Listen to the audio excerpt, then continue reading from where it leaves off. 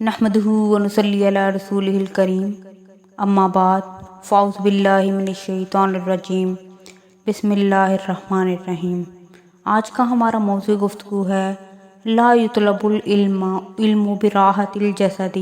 بدنی راحت و آسائش سے علم کا حصول ممکن نہیں ہے۔ یا ایھا المدثر قم فانذر، اے کمبل میں لپیٹنے والے اٹھ کھڑا ہو پس ڈرا۔ ہر سرور سے پہلے سسکیاں نظر آتی ہیں،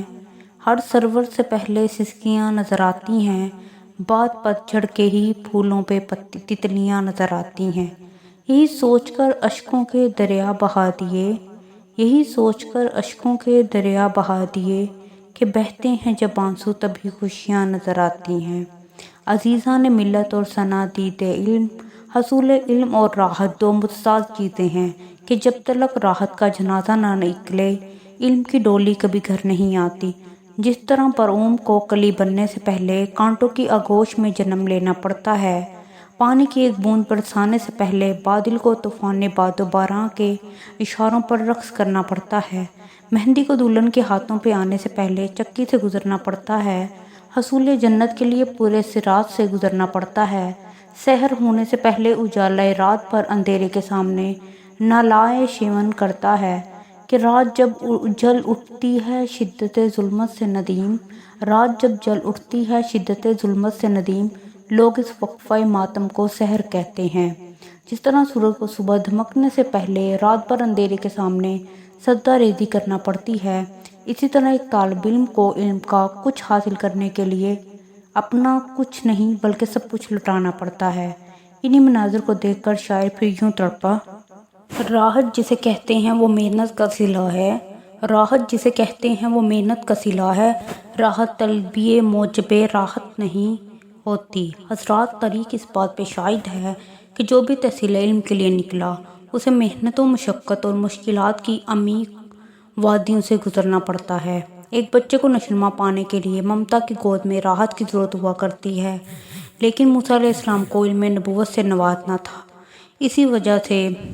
فَإِذَا خِفْتِ عَلَيْهِ فَأَلْقِيهِ فِي يَمِّهِ، پھر جب تو اس پر ڈرے تو اسے دریا میں ڈال دے، کہ تحت پیدا ہوتے ہی سمندر کی گود میں سونا پڑا اور اہل بیت کا ساتھ چھوڑ کر خضر کی صحبت میں سفر میں نکلنا پڑا۔ طوفان کر رہا تھا میرے عزم کا طواف، طوفان کر رہا تھا میرے عزم کا طواف، دنیا سمجھتی تھی کہ کشتی بھنور میں ہے۔ حضرات گرامی قدر، اب ذرا عقلی گھوڑوں کو چند لمحوں کے لیے خوب دوڑائیے اور ان سے سوال کیجئے کہ اگر نبوت گھر میں مل سکتی تو نبی موسیٰ علیہ السلام کو کوہ طور پر کیوں جانا پڑتا؟ اگر علم وحی کا آغاز اقرأ بسم ربک الذی خلق، اپنے رب کے نام سے پڑھ جس نے پیدا کیا، سے بستر پر ہو سکتا تو پھر شہر سے باہر غار میں کیوں بلایا؟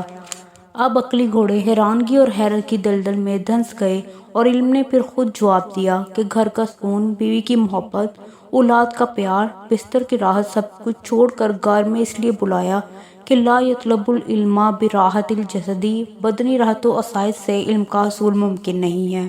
حضرات، اگر ابھی چٹان کی طرح خاموش ہے اور علم لہروں کا سا شور مچاتے ہوئے بولا کہ مدنی کریم نے طائف میں پتھر کھائے، احد میں دان شہید کروائے، برف کے رخساروں کو آنسوؤں کی گرمی نے پگھلا دیا،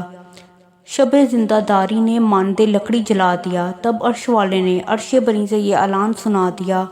کہ علمک ما لم تکن تعلم، اور تجھے وہ کچھ سکھایا جو تو نہیں جانتا تھا۔ ارے محبوب، تو نے محنت و مشقت کی انتہا کر دی تو ہم اپنے علم و فضل کی تم پہ انتہا کر دیں گے۔ حضرات، اب علم سے پوچھتے ہیں کہ تو اپنے حصول میں راحت سے کس قدر دشمنی رکھتا ہے؟ ہاں، اگر تو نے ابن عباس کو باب معلم پہ پڑے دیکھا ہوتا، ایک مسئلہ کے لیے ابن خطاب کی صحبت میں 1 سال پڑے دیکھا ہوتا، ابو ہریرہ کو مدینے کی گلیوں میں غشی کے عالم میں پڑے دیکھا ہوتا تو یہ سوال مجھ سے نہ کرتا، کیونکہ فارسی نے علم کے لیے فارس کو چھوڑا، تعصب کے بت کو توڑا، ذوالبجرین نے سب کچھ لٹا دیا، خباب و خبیب نے انگ انگ کٹا دیا،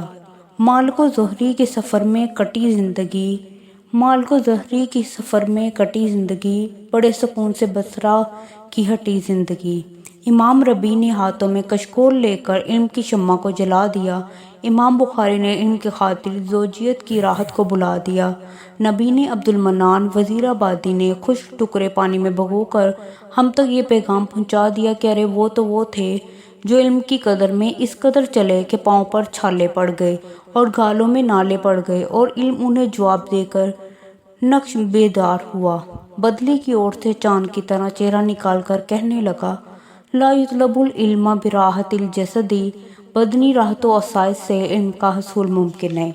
صدق اللہ العظیم۔ مہربانی کر کے اس چینل کو سبسکرائب کریں اور بھی تقریریں سننے کے لیے اینڈ اسکرین پر دی گئی پلے لسٹ کو ہائے